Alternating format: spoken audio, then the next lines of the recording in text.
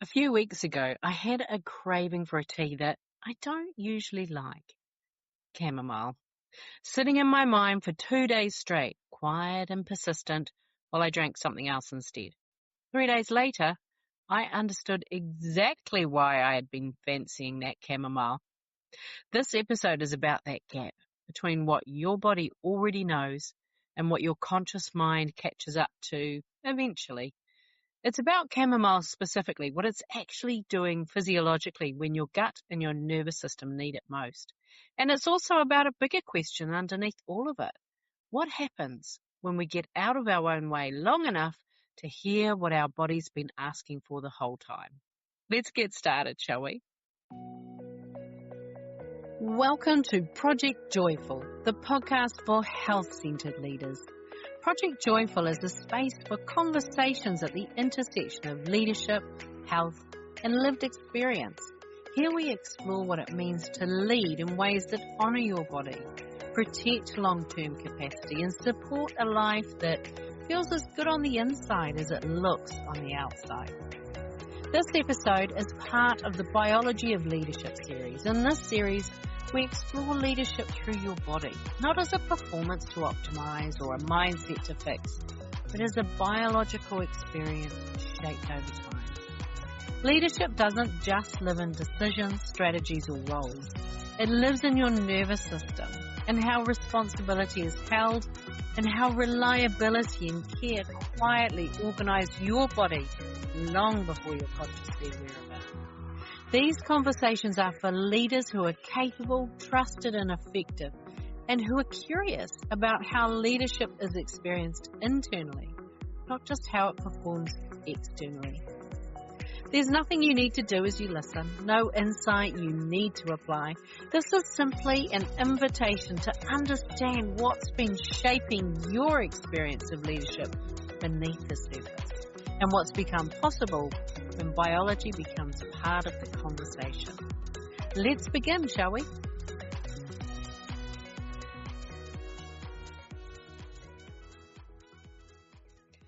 So the night before the conference started, I opened the little drawer with the tea bags in it in my hotel room.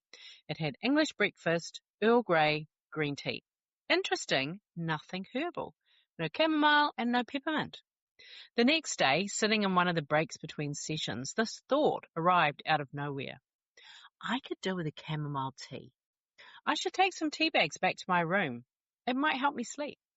There was chamomile at the tea station right there alongside everything else, but I didn't get up for it. Let me tell you a little bit about me and chamomile. I just don't like the taste of it. I don't like the smell of it either. I have such a strong yuck reaction to it that I can tell if it's in something a mile off. So the thought sat there and I didn't do anything with it. I kept drinking my peppermint tea because that's what I actually fancied at the time, and it was yummy. But in the background, I kept thinking, I should take some chamomile tea bags back to my room. The next day, same thing. Sitting in a session or in a break, and there it was again. I should take some chamomile tea bags back to my room. Same thought, more or less. Chamomile still sitting there at the tea station, me still not reaching for it. Peppermint tea, chamomile tea. Both the same kind of thing when you think about it in terms of digestive teas. Both the teas you reach for when your stomach needs settling. I didn't put that together at the time. I was just drinking one and not touching the other. 9 o'clock, the night before I'm flying home. And out of nowhere, I know, oh, I'm going to be sick. I get to the bathroom just in time, and then I'm there for the next 4 hours on and off, throwing up. Somewhere in there, between one bout and the next, the thought comes back. I wish I had some chamomile tea. Except this time it's not a background noise. It isn't the thought I've been carrying around for 2 days without acting on it. I am properly craving it now. I don't have any. I never went and got it. So between the bouts, I'm doing all the things, right? I'm drinking coconut water, mixing it with water intermittently, off and on, sipping it gently, and it's helping. It steadies something every time I manage a sip. I get through the night. I get myself onto the flight the next morning, feeling all right, hydrated, the vomiting gone for about 6 hours by that point, but still feeling really fragile. You know that particular fragile you feel after your body's been forcibly emptying itself for half the night? So I don't feel sick anymore, but I don't feel right either. Once I'm through that x-ray machine at the airport, I fill up my water bottle, drop some electrolytes in, and sitting there, the thought arrives again. Except now it's not in the background, right? I'm fully alert to it. I really do need a chamomile tea. So this is funny. I go into Starbucks. I order the biggest cup of chamomile tea that they've got. And the guy behind the counter, he looks at me like I'm crazy or something. I don't think chamomile tea gets ordered very much at a airport Starbucks. So I've got my chamomile tea, I sip it slowly, and I can feel my stomach start to settle and to relax. The background nausea, the low hum of it that's been sitting under everything since the night before, it just starts to die away. Just from drinking the tea. Just from that one thing. Now, this isn't the first time I've had this relationship with chamomile tea, right? Quite a few of my stomach bugs have asked for a big cup of chamomile tea. I don't ordinarily reach for chamomile because I like it. I reach for it because something in me wants it specifically, and sometimes that wanting shows up right in the middle of being unwell, and sometimes it shows up days before I have any idea I'm about to get sick at all. And sometimes I fancy it and I don't get sick. Who knows what's going on there? But anyway, let's talk about why chamomile might be helpful in situations like these, in case you ever find yourself with a stomach bug overseas about to fly home. So, chamomile is at its core a digestive herb and a nervine herb. Herbalists have reached for it for centuries, specifically for the gut. And there's a real chemistry behind why. It contains a compound that's called apigenin, and this binds to receptor sites in your gut wall, and it relaxes the smooth muscle that's there. And that's what makes it a relaxant in the proper herbal sense. So when your gut is in spasm, you know, that gripping, that cramping, that ringing sensation, that's such a large part of what a stomach bug actually feels like. Apigenin's acting directly on the muscle that's causing that sensation. It's also a carminative, which means that it eases trapped wind, both up and down, and general digestive discomfort. And again, the smooth muscle relaxation is doing a lot of that work. Chamomile is also anti-inflammatory. Two other compounds are thought to be largely responsible for this, bisabolol and chamomile. These act directly on inflamed tissue. So after a night of vomiting, your gut lining is like very irritated. And these two compounds get to work on the inflammatory chemistry itself. They damp down the signaling that keeps that tissue red, swollen and reactive. And they're giving that irritated lining the chance to actually settle and start repairing. And chamomile's got a long history for use for nausea as well. Some of that, again, comes back to apigenin because the same receptor binding to that calms the gut and it also calms the nervous system. So it's an added bonus if you're flying, right?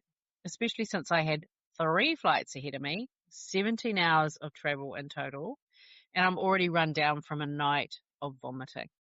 Apigenin has a mild calming action on the nervous system itself, and it's gentle enough that it's traditionally been used as a mild sedative. So chamomile was working on my nervous system at the same time as it was working on my gut.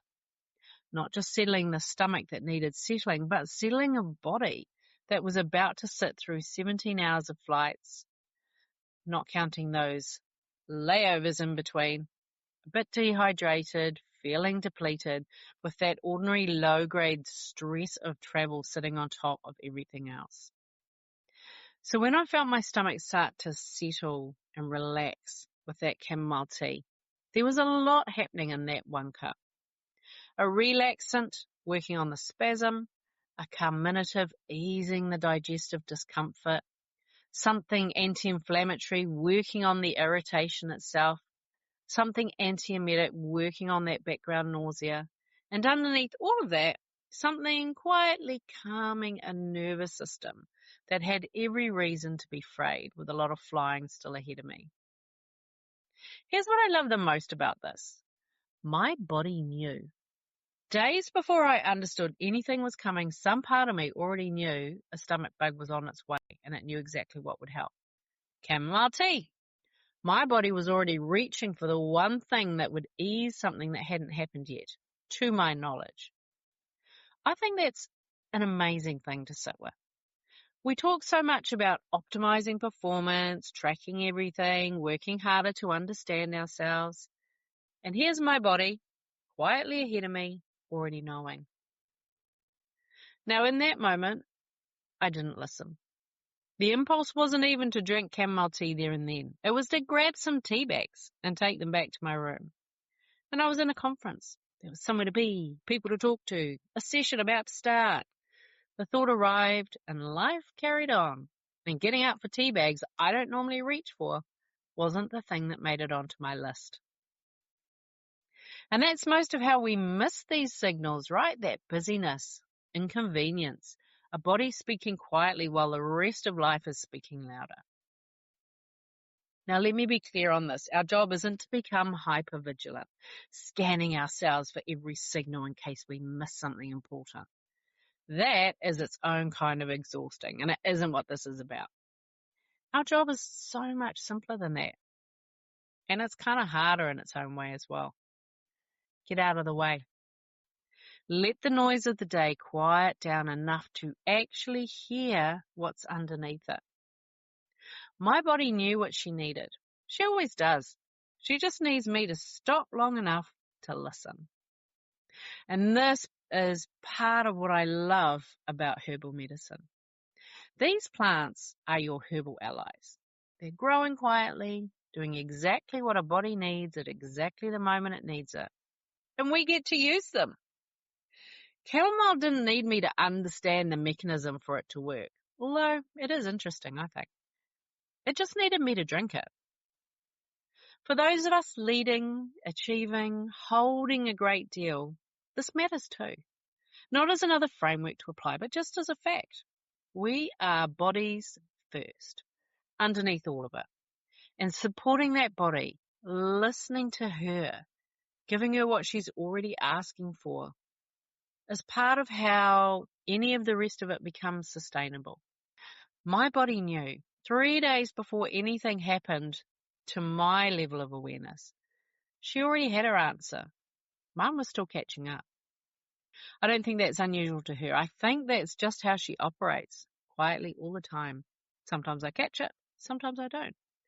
This time, I got to see the whole arc of it clearly. Chamomile asked for early, needed later, and there when I finally reached for her. That's exactly why I built Herbs for Health. It's a free email once a month, and each one is built around getting properly acquainted with a single herb. You'll get the podcast episode featuring that month's herb, a proper introduction to it, its traditional and medicinal uses, and how to actually make a remedy from it at home. And these are remedies I use myself, so I can tell you they work and the recipe is as per the recipe. So if you grow your own herbs or you want to, there's also tips for growing. And every month, it also covers the safety side. Who should be more cautious? What it is best not to be combined with? When to see a herbalist instead of self-treating? This isn't a course. There's nothing to buy. It's just one herb, properly understood, landing in your inbox once a month. The link to join is in the show notes. If you'd like to start building that same kind of relationship with plants, go take a look. I'm sending you lots of love. Bye for now. Hey, thanks for listening to today's podcast. Can I ask you a favour? If our conversation spoke to you today, could you please take a moment to leave a 5-star review? Your review will help people discover this podcast, and together we can create a world where there's even more love and more laughter. And if you want to hear more from the Project Joyful podcast, just click the subscribe button. Bye for now.